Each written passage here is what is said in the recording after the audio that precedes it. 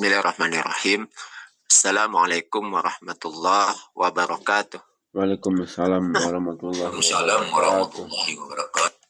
Innal hamdalillah nahmaduhu wa nasta'inuhu wa nastaghfiruhu wa na'udzu billahi min syururi anfusina wa min sayyiati a'malina. May yahdihillahu fala mudilla lahu wa may yudlilhu fala hadiyalah. Asyhadu an la ilaha illallah wahdahu la syarika lah. Asyhadu anna Muhammadan abduhu wa rasuluhu la nabiyya ba'dah. Alhamdulillah, Bapak Ibu yang dirahmati Allah, bersyukur kita kepada Allah Subhanahu wa taala. Pagi hari ini kita diberikan kesehatan, kesempatan dan juga kelapangan waktu. Kita bisa hadir di majelis ilmu melalui Zoom ini. Semoga apa yang kita bahas di dalam majelis ini mendapatkan manfaat bagi kita dan kemudian bisa kita amalkan dalam kehidupan kita sehari-hari. Kita sampaikan sholawat dan salam kepada uswah dan qudwah kita, junjungan kita Rasulullah Muhammad Sallallahu Alaihi Wasallam. Ya, kita banyak bersolawat dan apa yang kita pelajari ini tentu dalam rangka untuk melaksanakan daripada sunnah-sunnah daripada Rasulullah Sallallahu Alaihi Wasallam. Baik, pagi hari ini saya akan menyampaikan mungkin dari salah satu akun nasihat Ustadz ya. Saya lihat materinya cukup bagus, jadi coba saya angkat untuk kemudian saya sampaikan ke Bapak Ibu-Ibu pada Zoom pada pagi hari ini ya. Jadi sebelum kita lanjut ke materi-materi fikih muamalah berikutnya, menurut kami materi ini cukup bagus ya, cukup bagus untuk kemudian kita pahami tentang seperti apa bahaya harta haram ya. Kenapa? Karena seringkali mungkin tanpa disadari kita merasa seperti mendapatkan harta haram itu seperti sesuatu yang mungkin biasa-biasa saja ya, padahal ada bahaya besar di dalamnya ya. Oke, baik, kita langsung saja masuk ke pembahasannya tentang seperti apa bahaya daripada harta haram yang kita peroleh ya. Kenapa? Karena tentu saja kita belajar fikih muamalah itu tidak lain tujuannya supaya kita punya rambu-rambu ya, punya sebuah kaidah-kaidah yang bisa kita pakai untuk memberikan ketenangan kepada hati kita, apakah harta yang kita dapatkan itu harta yang kemudian halal untuk dipakai, dikonsumsi ataukah tidak ya. Nah, apa bahaya daripada harta haram tersebut? Jadi ada 5 ya, setidaknya 5. Yang pertama, akan dipikul di pundak orang yang memilikinya di hari kiamat nanti ya. Nah, kemudian yang kedua, bahaya harta haram itu adalah doanya tidak akan dikabulkan. Kemudian kalaupun harta tersebut disedekahkan, maka tidak akan berpahala. Lalu kemudian tubuh orang yang memiliki harta haram itu diharamkan oleh masuk surga, dan kemudian harta haram yang ditinggalkan oleh seseorang itu akan menjadi bekalnya ke neraka ya. Nah, ini poin pentingnya dan nanti langsung kita masuk ke pembahasannya ya. Pembahasannya. Bentar Pak ya.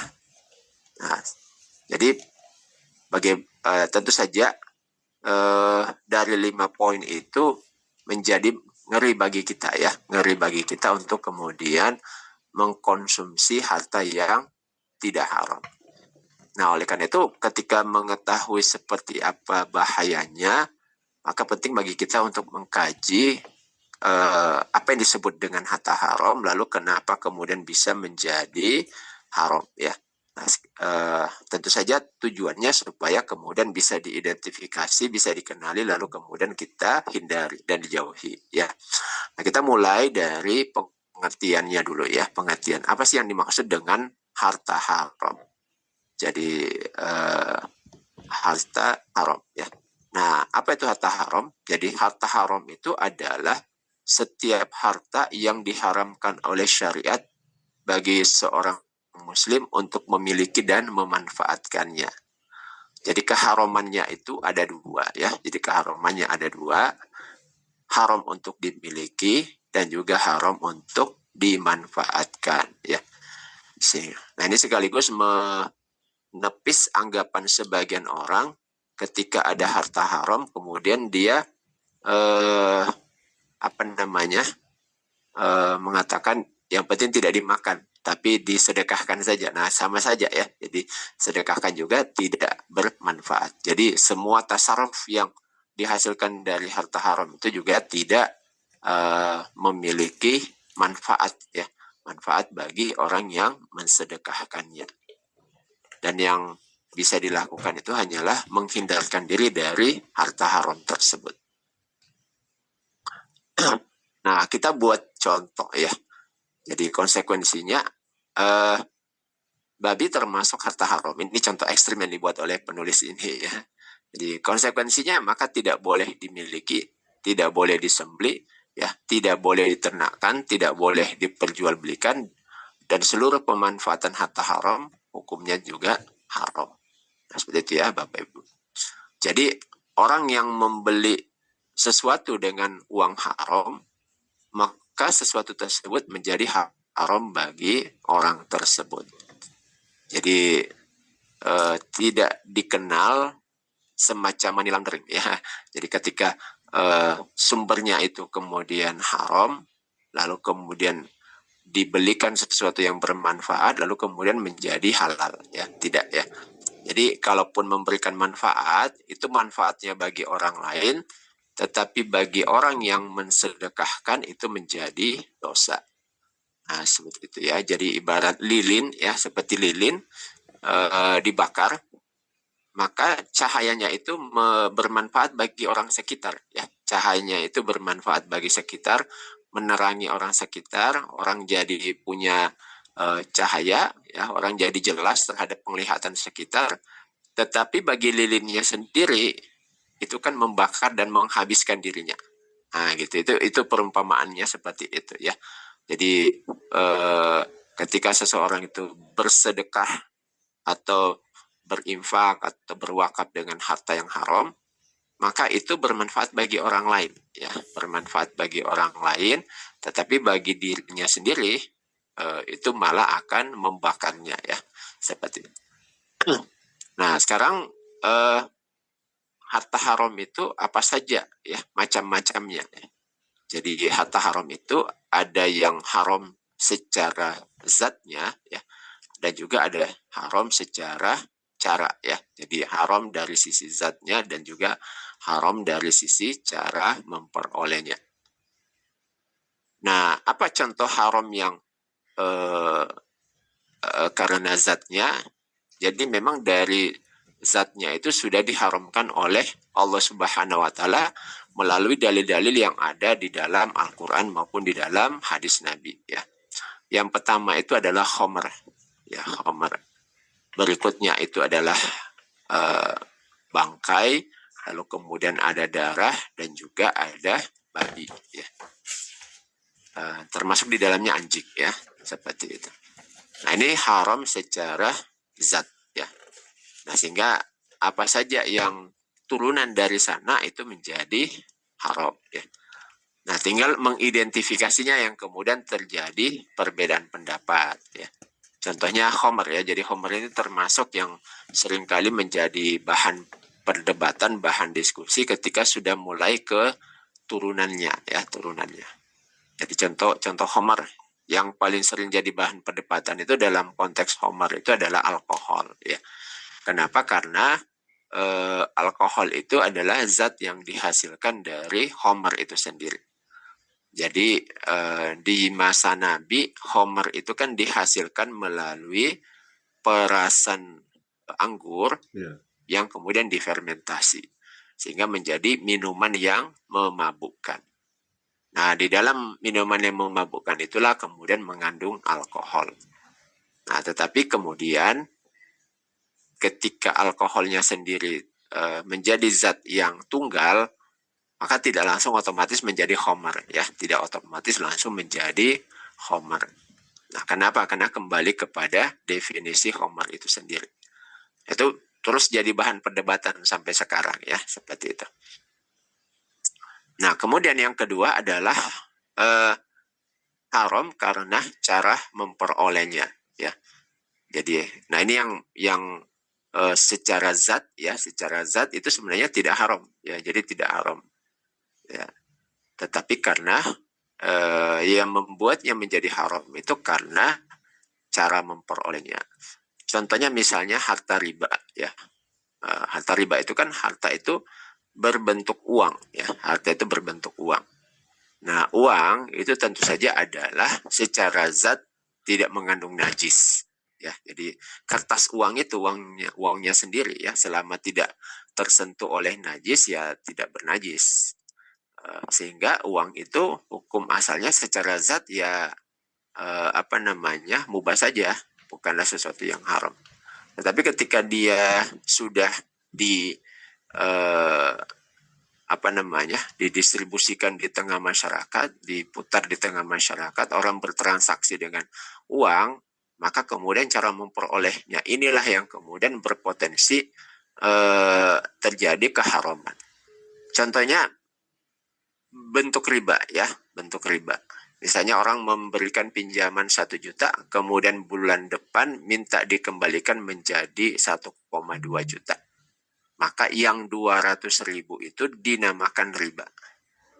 Nah, uang riba yang 200.000 secara zat tentu saja bukanlah najis. Ya, secara zat tentu saja bukanlah najis. Ketika kita pegang uang tersebut, kemudian kita sholat, maka sholatnya tetap sah.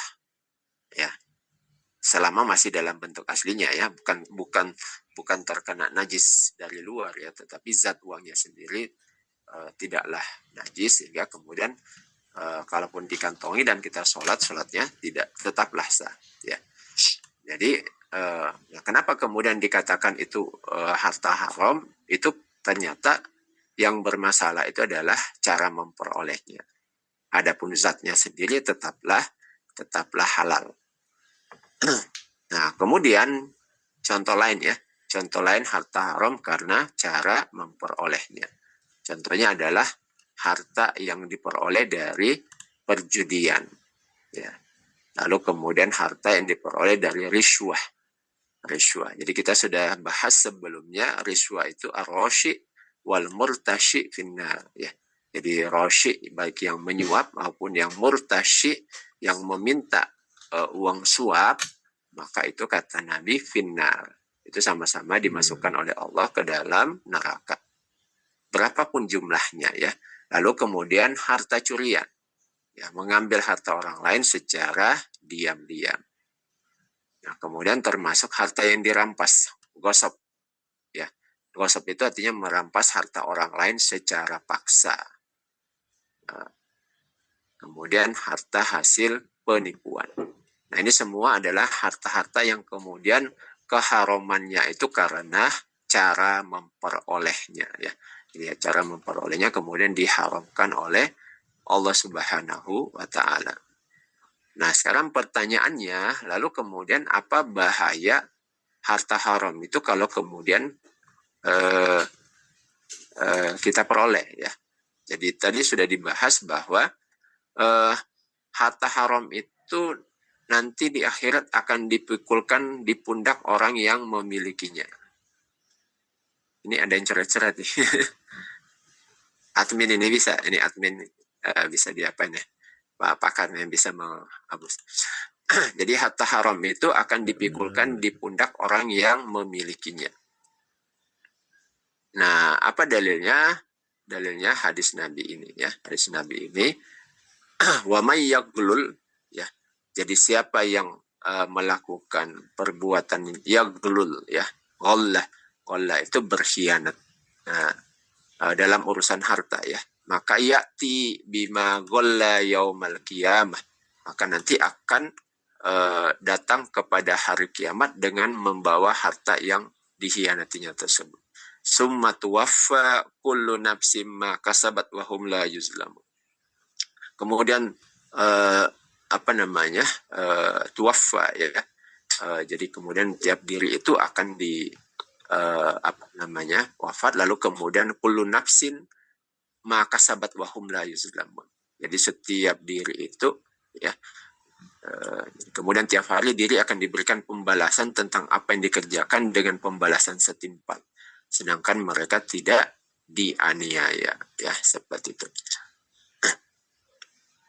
Nah, kemudian di hadis diriwayatkan, demi zat yang jiwa Muhammad berada di dalam genggamannya, genggaman kekuasaannya, tidak sekali-sekali seseorang di antara kalian mengambil sesuatu dari harta haram, melainkan ia akan datang di hari kiamat seraya memikulnya di atas pundaknya. Jika diambilnya itu berupa unta, maka itu unta itu akan mengeluarkan suara, atau berupa sapi, maka akan melenguh, atau berupa kambing, maka akan mengembik. Nah, gitu ya. Kalau berupa harta haramnya berupa uang, nah nanti Allah yang akan tunjukkan bagaimana di akhirat ya. Tapi ini adalah perumpamaan-perumpamaan yang dibuat tentang harta haram tersebut ya. Maka bagi kita yang kemudian mengimani hari akhir ya, maka ini kemudian hendaknya bisa memiliki pengaruh di dalam diri kita ya, pengaruh di dalam diri kita, yaitu kemudian hendaklah kita tidak berani untuk kemudian mengambil harta haram tersebut. Kenapa? Karena sebagai seorang yang beriman, maka yang ini pasti terjadi ya, yang ini pasti akan terjadi. Apalagi kalau sudah disebutkan di dalam Al-Quran maupun hadis yang sifatnya mutawatir. Nah, pertanyaannya, kalau kemudian di sini disebutkan setiap orang ya yang kemudian mengambil harta yang haram, itu nanti di hari kiamat akan disuruh pikul harta-harta haram yang dia peroleh. Nah, disuruh pikul harta-harta haram. Kalau dia mengambil sapinya orang, maka sapinya akan dia pikul, lalu sapi itu akan mengeluarkan suara. Kalau diambil kambing orang, kambing itu akan dipikulkan kepadanya, lalu dia akan mengeluarkan suara. Nah, sekarang tentu saja orang tidak mengambil lagi barang-barang seperti itu, ya kan? Tetapi orang sekarang itu mengambil korup dengan yang seperti inti, ya. Nah, aspal, ya, jembatan, pengadaan-pengadaan, gedung sekolah, sapi, dan lain sebagainya. Maka nanti apa yang diambilnya itu nanti akan Allah pikulkan di hari kiamat. Maka janganlah kita merasa tenang, ya. Tenang dengan mengambil harta-harta haram tersebut ya. Boleh jadi semua pengadilan di dunia ini bisa diatur ya. Sekarang kan pengadilan itu tergantung siapa yang mengaturnya. Nah gitu ya, tergantung siapa rezim yang berkuasa. Kita bisa lihat di TV lah ya, banyak sekali kasus-kasus itu.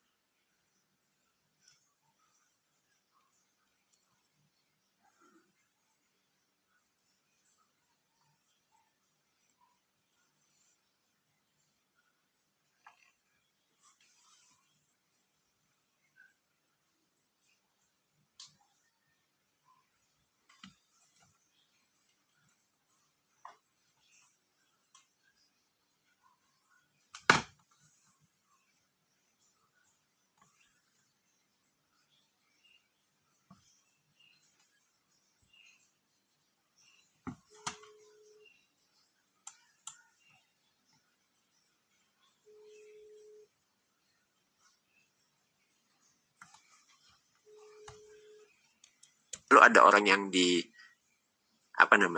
dikorbankan ya, yang dikorbankan, lalu kemudian aktor-aktor ininya bebas ya kan, seperti itu. Itu ya. Nah, pertanyaannya itu nanti semua kita meyakini akan dipikulkan kepada orang tersebut di hari kiamat nanti ya. Ya kalau di dunia ini mungkin bisa mengatur semua ya, tetapi nanti di akhirat kita semua tidak bisa lagi mengatur itu semua. Nah, itu yang pertama ya. Jadi apa yang dikorupsi itu, yang diambil itu tidak akan akan dipikulkan ya. Nanti dia akan pikul, dia akan ada sebagian mungkin dikalungkan, pokoknya inti dia bawa ya. Dia bawa di yaumil kiamah nanti. Kemudian yang kedua, ini Pak Pakar gimana cara ngapusnya nih ya?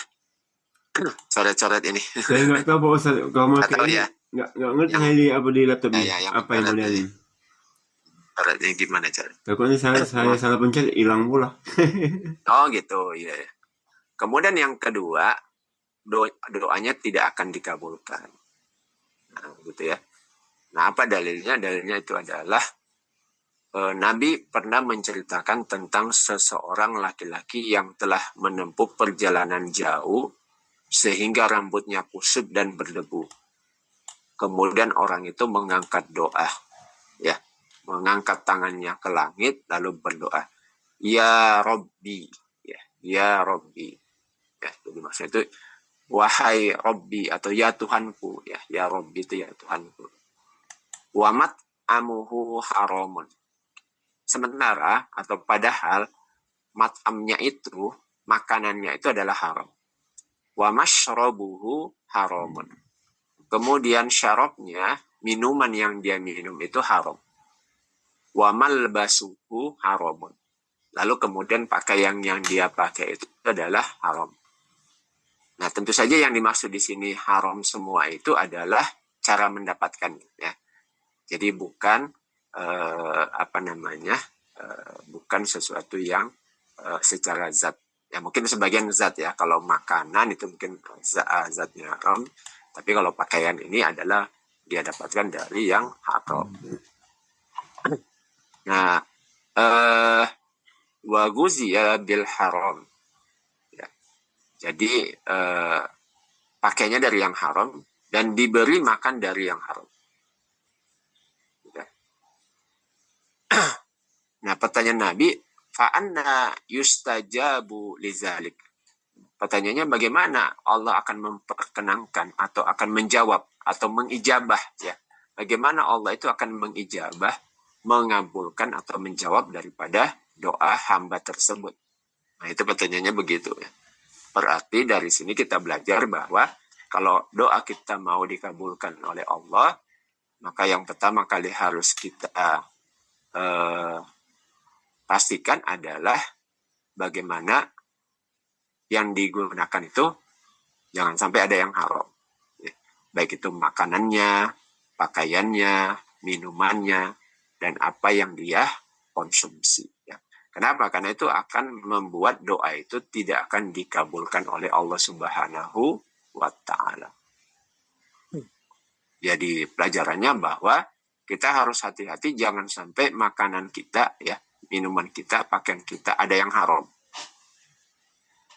Ketika makanan, minuman, pakaian ada yang haram, lalu kita berdoa, maka doa itu tidak dikabulkan oleh Allah Subhanahu wa Ta'ala. Rasulullah mengatakan, bagaimana mungkin doanya bisa dikabulkan, ya kan? Fa'anna yustajab. Bagaimana mungkin doa itu istijab, ya, akan diterima atau dikabulkan atau dijawab oleh Allah Subhanahu wa Ta'ala.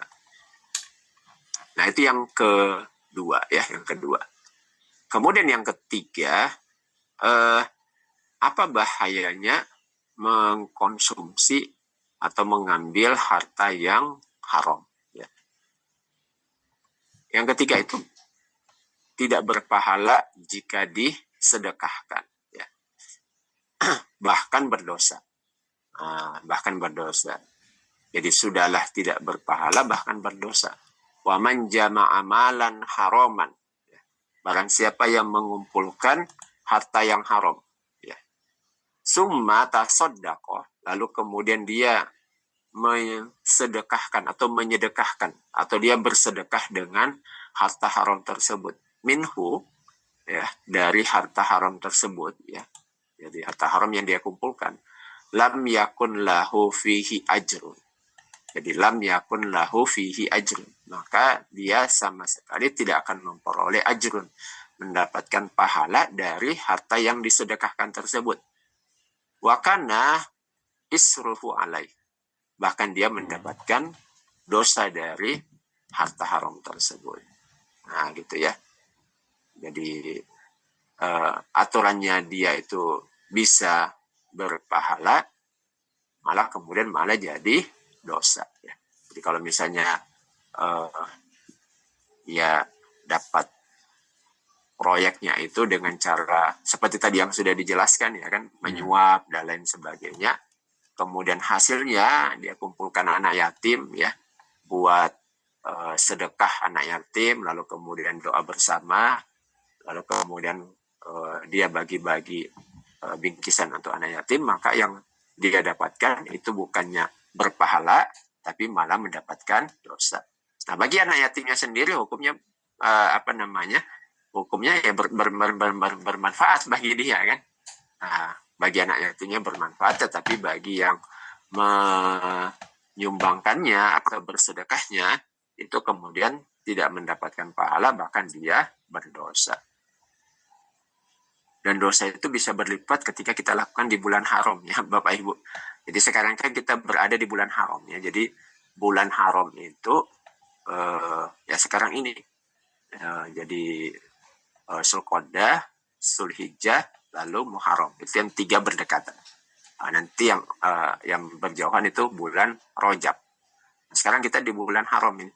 Jadi bulan haram itu patokannya bulan haji, kemudian satu bulan sebelum bulan haji dan 1 bulan sesudah bulan haji. Bulan haji kan di bulan Zulhijjah. Ya, bulan haji kan di bulan Zulhijjah. Nanti 10 Zulhijjah kita kurban ya, Idul Adha. Jadi 1 bulan sebelumnya dan 1 bulan setelah. Kenapa? Karena dahulu itu dipakai untuk perjalanan ya. Jadi perjalanan haji. Maka di bulan haram itulah kemudian diharamkan untuk berperang, lalu kemudian saling menganiaya, melakukan kezoliman. Nah, sehingga oleh Allah, kalau kita melakukan kebaikan di bulan haram, Allah akan lipat gandakan. Demikian juga kalau dilakukan keburukan. Nah, maka kita jaga diri kita ya di bulan haram. Ini nasihat bagi kami di sendiri dan juga bagi kita, saling mengingatkan ya Bapak Ibu. Bukan berarti kalau di luar bulan haram boleh melakukan dosa, tidak ya. Tapi ada memang waktu-waktu yang Allah itu lipat gandakan. Itu sebagai fasilitas ya. Jadi itu sebagai fasilitas yang Allah berikan. Kenapa? Karena umat Nabi Muhammad ini kan dia secara usia tidak sama dengan umat-umat terdahulu ya, secara usia. Jadi beda dengan umatnya Nabi Nuh ya, misalnya yang sampai ratusan tahun ya kan. Beda dengan umat-umat yang lain. Nabi Muhammad ini ya dikisarkan 60-70 tahun saja kalau mau mengikuti umurnya Nabi ya, di kisaran itu. Ada yang kurang, ada yang lebih. Maka Allah kasih fasilitas dengan cara dilipat gandakan. Maka kita perlu tahu tuh, kita perlu tahu kapan-kapan waktu yang dilipat gandakan supaya kita bisa, istilahnya itu kalau istilah sekarang itu orang yang cerdas ya kan. Cerdas itu kan dia bisa melakukan sesuatu secara efisien ya. Jadi waktu yang dipakai sedikit tetapi hasilnya bisa berlipat. Nah, salah satunya dengan memanfaatkan bulan-bulan haram ini. Selain misalnya kan ada yang karena karena waktu, itu seperti bulan Ramadan, bulan haram, atau karena tempat ya. Tempat itu misalnya di Masjidil Haram atau di Masjid Nabawi gitu ya. Jadi waktu maupun tempat. Nah, kembali ke sini ya. Jadi yang kemudian orang yang menginfakkan hartanya di sesuatu yang haram, maka bukan saja tidak berpahala, bahkan mendapatkan dosa ya. Sehingga di dalam Islam itu tidak dikenal Robin Hood. Jadi di dalam Islam itu tidak boleh jadi Robin Hood. Jadi Robin Hood itu kan kita kenal di dalam film ya. Merampok, kemudian harta hasil rampokan digunakan untuk membantu orang miskin. Jadi harta hasil rampokan itu hukumnya haram, dan kalau disedekahkan tidak ada pahalanya, bahkan mendapatkan dosa. Jadi tidak dikenal konsepnya Robin Hood di dalam Islam ya. Jadi tidak dikenal konsep, ya daripada dikorupsi orang, lebih baik kita korupsi duluan, baru kita sedekahkan kepada orang miskin misalnya kan, anak yatim ya. Yang penting niatnya baik. Nah, tidak dikenal seperti itu di dalam Islam ya. Konsep Robin Hood ya. Jadi harta orang kaya dia rampok, lalu kemudian dia dibagi-bagikan kepada orang miskin. Karena Islam itu cara pandangnya khas ya, cara pandangnya khas. Jadi suatu kebaikan itu pertama dilihat dari niat, yang kedua dari cara. Nah, sehingga dia menjadi ahsanu amalan atau amal yang baik. Jadi amal yang baik dalam pandangan Islam bukan cuma dilihat dari manfaatnya, tapi dilihat juga dari caranya. Nah, gitu Pak ya. Nah, kemudian yang keempat bahwa tubuh orang yang memiliki harta haram itu tidak akan masuk surga ya. Jadi dari Jabir bin Abdullah radhiyallahu anhu, Rasulullah sallallahu alaihi wasallam bersabda, ya Ka'b bin Ujrah, ya, innahu la yadkhulul jannata lahmun nabat min suhtin, ya. Jadi wahai Ka'ab bin Ujrah, ya, sahabat ini, Nabi bersabda kepada Ka'ab bin Ujrah, tapi tentu saja ini adalah untuk kita semua. Apa itu? Innahu la yadkhulul jannata. Sesungguhnya tidak akan masuk surga daging yang tumbuh dari makanan yang haram. Nah, seperti itu. Ya, daging kita ya, seperti itu. Maka kita jaga jangan sampai ada yang haram. Nah, kalaupun dulu pernah ya kita berdoa kepada Allah. Ya, kita berdoa kepada Allah. Misalnya sudah hijrah, kita berdoa kepada Allah, semoga Allah keluarkan ya. Jadi kalau misalnya kita rajin berdoa kepada Allah, mudah-mudahan Allah keluarkan bagian dari tubuh kita yang di dalamnya ada yang sudah tumbuh dari yang haram. Nanti Allah keluarkan, minta kepada Allah. Nah, nanti cara Allah mengeluarkannya dengan cara Allah ya. Dengan cara Allah. Apakah dikeluarkan dalam bentuk kotoran, apakah dalam bentuk seperti penyakit misalnya kan, dalam bentuk darah ya, atau yang lainnya. Jadi minta kepada Allah. Oke ya. Pak Rinaldi ya. Kita selesaikan dulu Pak ya, Pak Rinaldi. Raise hand ya. Tinggal sedikit lagi ya. Kemudian harta haram yang ditinggalkan oleh seseorang itu akan menjadi bekalnya ke neraka ya. Jadi seorang hamba yang mencari harta dari yang haram, kemudian dia menginfakkannya, maka tidak akan mendapatkan keberkahan. Dan kalau dia sedekahkan, tidak akan diterima sedekahnya. Kalau dia tinggalkan di belakangnya, yaitu meninggal dunia, pasti harta haram itu akan menjadi bekalnya ke neraka. Hadis riwayat Imam Ahmad. Ya. Nah, jadi jangan juga kemudian diwariskan. Ini dia ya, kalau diwariskan akan menjadi bekalnya ke neraka. Nah, ini hati-hati ya, kalau diwariskan itu akan menjadi bekalnya ke neraka. Maka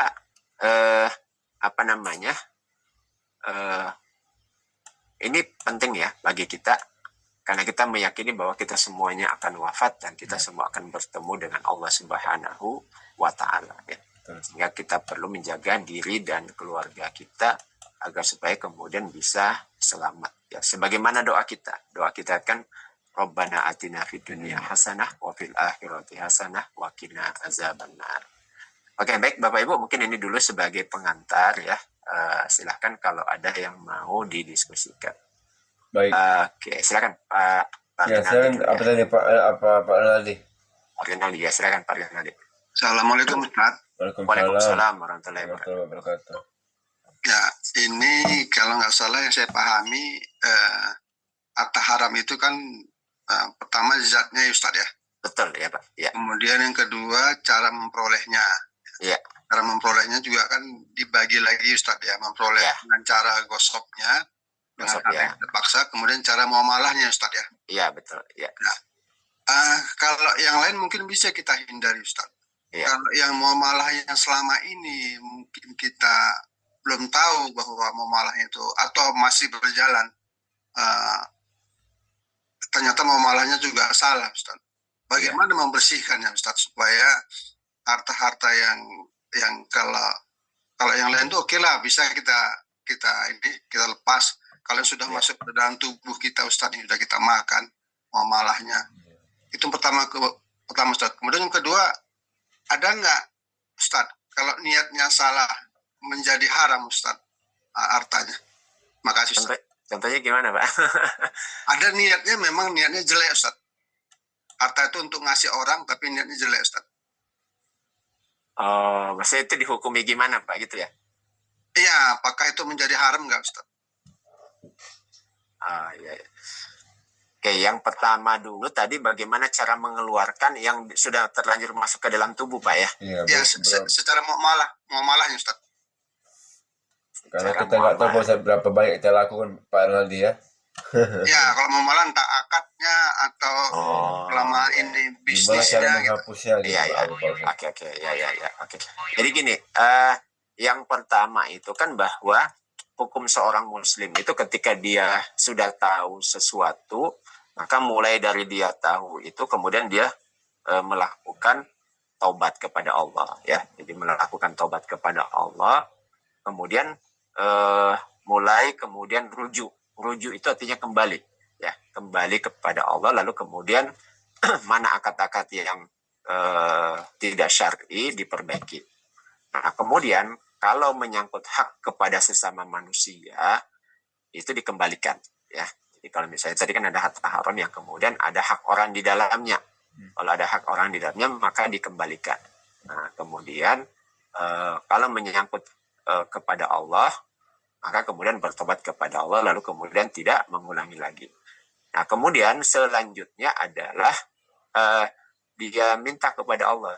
Ya, jadi dia minta kepada Allah supaya apa yang sudah terlanjur masuk ke dalam orang, ya ke dalam tubuhnya ya, sudah terlanjur masuk ke dalam tubuhnya, itu kemudian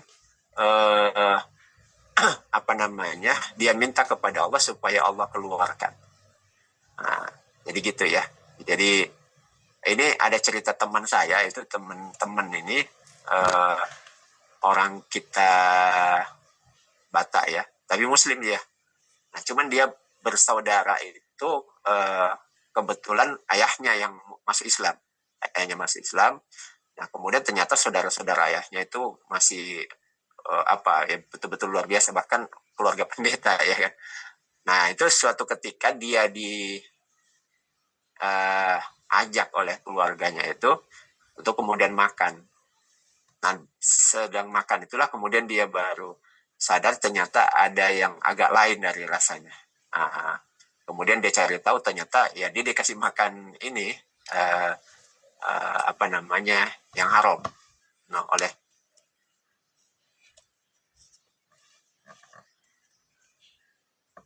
ya. Nah, setelah itu dia tinggalkan itu, lalu kemudian dia berdoa kepada Allah.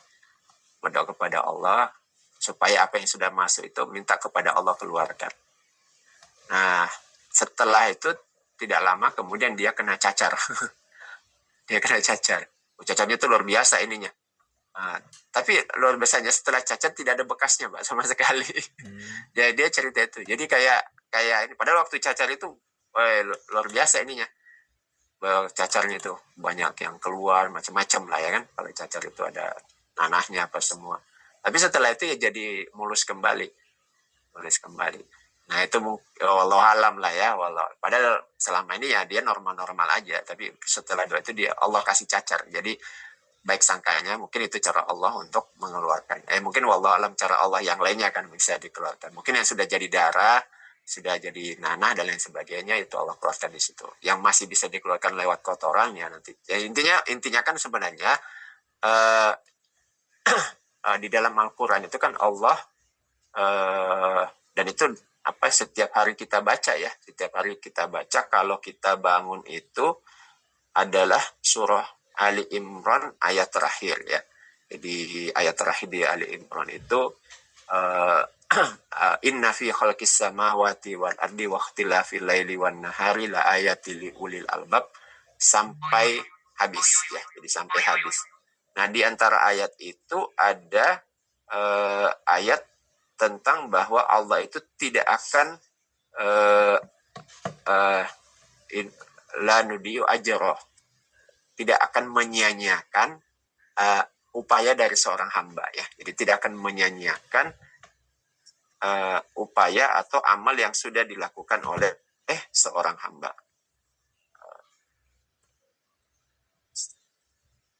Jadi sebentar ya, coba saya lihat ayatnya itu di surah Ali Imran. mataun qalilun. Jadi innallaha la yudhi'u ajra man ahsana amal. Jadi Allah itu tidak akan menyia-nyiakan amal yang sudah dilakukan oleh seorang hamba. Itu juga ada di surah Al-Kahfi ya. Surah Al-Kahfi tentang ketika kita sudah berupaya maka Allah pasti tidak akan menyia-nyiakan upaya kita tersebut. Nah, itu ya. Lalu kemudian itu kalau sudah terlanjur masuk ke dalam tubuh. Nah, kalau kemudian sudah terjadi di masa dahulu ya, lalu itu menyangkut haknya orang, maka kita cari ahli warisnya. Nah, jadi kita kembalikan kepada ahli warisnya. Karena harta hak orang ya, ketika itu belum dikembalikan itu menjadi hak daripada ahli warisnya. Itu yang kita lakukan. Nah, kemudian juga kalau dalam bentuk tidak sanggup kita ini kan sebenarnya kan kalau di dalam Islam itu berapa kesanggupan seorang muslim itu kemudian berupaya semaksimal mungkin dia selesaikan kemudian dia catat. Nah, lalu kemudian dia berwasiat bahwa kalau misalnya nanti ada yang belum selesai maka nanti akan diselesaikan oleh ahli warisnya atau oleh negara. Dalam Islam kan begitu ya. Kalau di masa Nabi itu Nabi sebutkan man taraka malan fali warisatihi wa man taraka kallan fa ilaina. Jadi kalau misalnya ada hak-hak orang yang belum selesai, kata Nabi datang kepada kami. Nanti Nabi yang akan bantu selesaikan. Nabi sebagai kepala negara, jadi akan dikeluarkan harta dari Baitul Mal untuk kemudian mengcover hak orang yang belum dia selesaikan. Kalau misalnya dari aset yang dia tinggalkan itu belum mencukupi. Nah, begitu kalau dalam Islam ya. Jadi kalau ada harta-harta haram. Nah, kemudian yang kedua tadi tentang berniat. Gimana tadi Pak? Niatnya untuk kejelekan orang lain gitu ya. Ini ya, mungkin bisa dicontohkan gimana Pak ya? Ya misalnya makanan kalau dikasih sama orang-orang tuh pasti penyakit makin parah Ustaz. Kalau dikasih ke orang-orang penyakit makin parah. Ya misalnya ada orang yang punya penyakit kolesterol gitu. Jadi makanan itu kita supaya makin parah Ustaz. Apakah menjadi haram perbuatan atau barangnya Ustaz? Oh, bagi seseorang yang sudah tahu dia kolesterol kemudian dia makan gitu Pak ya? Enggak, kita yang memberi Ustaz. Oh yang kalau seperti itu mungkin jadi gini kan pertama dikaitkan dengan niat ya, dikaitkan dengan niat. Jadi niatnya itu misalnya memang sudah buruk atau itu untuk menyenangkan orang ya. Yang kedua kan kembali kepada pemahaman kita ya, pemahaman kita. Artinya begini, ketika dia menghadiahkan berupa makanan lah ya, misalnya berupa makanan kepada orang lain, ternyata makanan itu dia niatkan untuk menyenangkan orangnya.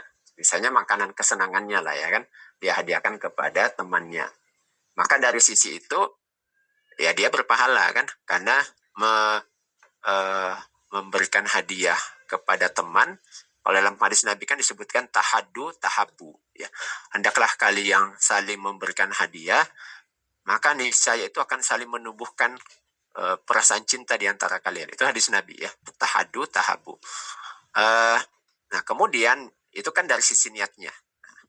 Lalu kemudian yang kedua dikaitkan dengan pengetahuan ya. Jadi pengetahuannya berarti apa? Pertama berkaitan dengan kondisi orang yang menerima hadiah dengan apa yang dihadiahkan ya. Nah, kalau misalnya dari kondisi orangnya, misalnya ternyata banyak penyakitan dan apa yang dihadiahkan itu ternyata makanan yang bisa memicu penyakitnya itu ya. Misalnya sudah tahu temannya kolesterol dikasih makanan yang mengandung kolesterol. Nah, ini juga kalau misalnya dia niatkan memang untuk apa, nah maka itu tidak boleh Pak. Itu perbuatan yang haram ya, perbuatan yang haram. Jadi dia melakukan dosa meskipun dari sisi zat makanannya kan tidaklah haram ya kan, secara zat. Maka itu adalah keharamannya dari sisi perbuatan. Dia berdosa ya melakukan itu. Saya pahami begitu Pak ya dari pertanyaan Bapak. Berarti walaupun itu halal Ustaz, tapi kalau membahayakan kita menjadi haram Ustaz ya? Ya, untuk orang itu saja. Nah, itu nanti terkena hukum doror namanya Pak, hukum doror. kan ada hadis Nabi la dororo wala diror. Jadi tidak boleh membahayakan. Jadi kalau misalnya ada sesuatu yang hukum asalnya halal, ya, kemudian menghantarkan kepada doror, maka perbuatan itu menjadi haram meskipun zat bendanya itu adalah sesuatu yang halal, dan keharamannya itu hanya berlaku untuk dia saja.